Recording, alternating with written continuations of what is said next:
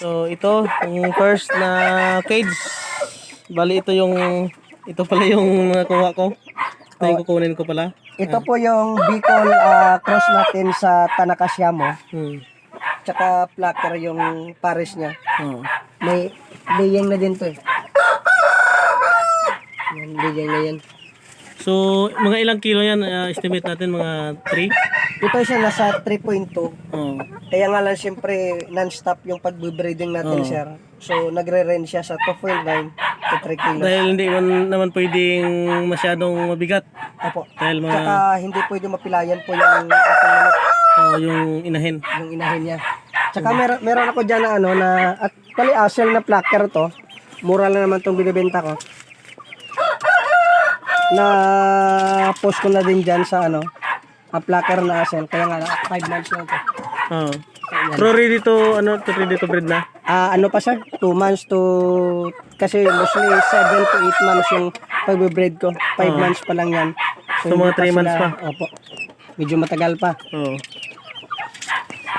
Sa kabila ito yung mga Yan po yung Ganoy na na-cross sa So mga giant na indoors pala. Patterson. So nagtutok ka na pala sa mga giant na mga breed ng manok. Opo. Kasi Talagang lahat ng ko heritage. 10 heritage ko bininta ko, bumili na ako ng isang manok. nawala din ako sa sa Rhode Island na wala akong gana. Ito ba? Lalaki na guys. Oh. Yan. So kung hindi nyo alam papunta dito, so mag-comment lang kayo at sasamahan ko kayo papunta dito. Tsaka ito po yung Brazilian Siamo natin. 7 months pa lang yan.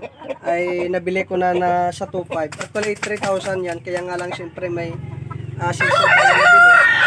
So medyo nagkatawaran lang. Maliit pa yan dati.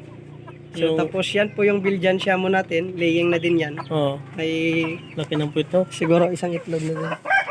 Ay isa pa lang. Itlog na. Isa pa lang po. Then, ito po yung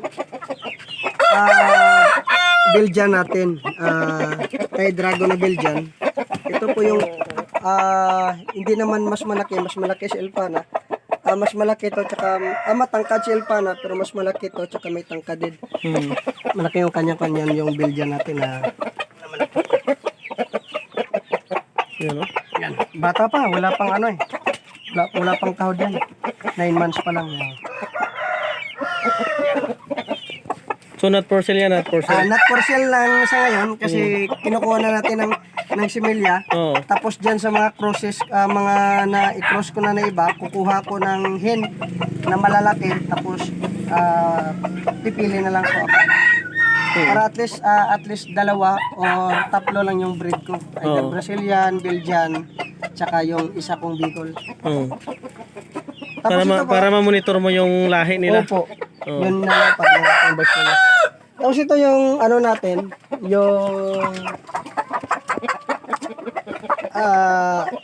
American Black Horse po siya.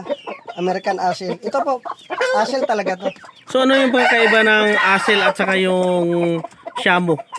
Yung Asel po sir ay shrimp tail. Oh, parang pasayan ng parang yung parang sugpo. Pag ganon yung yan. Oo. Pag down yan. Yan, pag ganyan. Kasi yung Siamo, patayon din. Oh. Pero may magkakaiba naman eh. Pero mga ilang buwan pa lang ito sila, mga ilang buwan. 7 months na to sir. Ready to breed na din to. Kasi nga yung puwet nila, ayan nag-start na. Oh.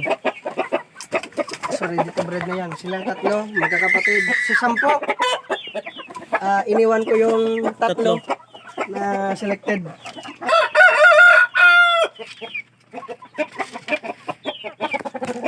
Tapos ito po yung Japanese Siamo natin na na-cross sa Patterson.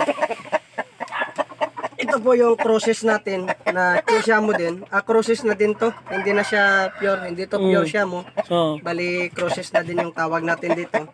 Pero lumilitaw pa rin yung yung bloodline ng niya. Siamo Asel natin. hindi po yan binibenta. Yung lang sir, ito yung na-post ko na to 2K. Yung hin nila sa Patterson Pero sabi ko pag take all naman lahat, meron naman ano. Yung Discount. yung sa American Hassel ko, na ready to breed 1 to. Tapos ito 2,000 to. Pareho lang din yan. Ano na din to. Medyo 1 month pa na ano, hindi pa dilaw yan. 1 month mangitlog na. Opo. Magagamit na siya. Kasi pag last ko kilo dito is 2.8 yung ano niya, yung timbang niya. Din mayroon po akong talaka na nakuro sa dumpo. Dalawa din. So ano yung minimaintain mo sir na panglinis dito para sa ano, dumi? Weekly mayroon akong ipa. Amo na yung ipa. Parang inaano mo siya. Upa. Tapos gina-cleaning ko lang. Oo. At least pang-minimize ko.